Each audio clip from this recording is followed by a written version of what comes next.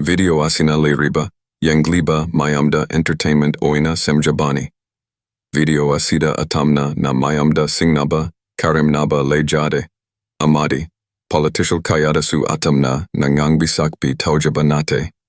Masida Oiriba, Toriba, Ngangliba Kayasi Writer Majiwakani. Writer Haise Kanagi, Emungda Changaga, Hangaga, Ebanate.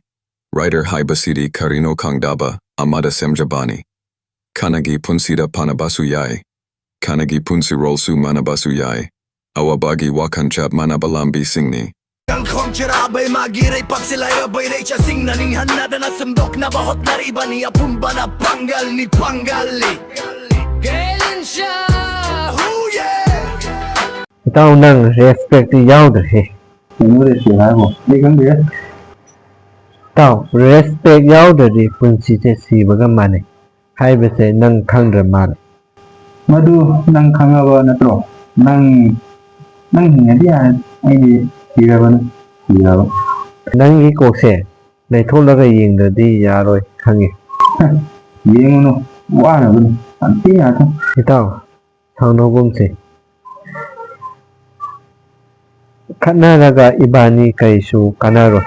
Khanaba mahaktana ngamgani ibani maithi hauragani. Adoi saro ai nangonda respect asigi wa khara haige. Munna tao nang adugi phimam nagi sana phauba yinglaroi aina haiba natte APJ Abdul Kalam na haibani. Ahanba mari amak khaktada nahaki manungdagi asawba amadi nungaitaba phaurakpa yai. Adubu nasabu ningthijana ingna phathana leinaba hono. Anisubada yamna wana wa ngangan. Atopagi wafam minungsiga loinana taw. Ahumsubada atopadagi aikhoi ikai khumnaba phangna bagidamak atopabu mateng pangbagi nunggi oiba wakhal ama leigadabani. Adubu madu tawnabagi mawongda tawroidabani.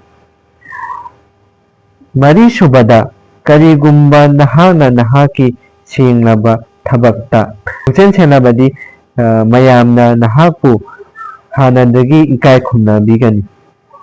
Manga subada karigumba nahana atopagi posing pamlabadi nahaki asoibasing ado yaba amasung sumthokpa ngamgani. Thawnadu leigadabani. Taruk subada masa maromdom khazaba ngamjaba karigumba mahakna asoiba ama tawrabadi wakhan nungaitaba amasung akiba amata leitana khudakta losinaba hono. Asigumba kaya se nang tawrabadi nang adum okay.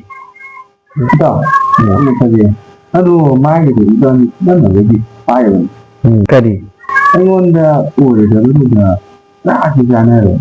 adu oyagana video losilase. Bora saru sila. Una sarito sabi nang yaw hiding guys. O handakti yaure. Aina loina kayado kauge punna sase. Aduga ay thukige nang leho pesado nang napiho.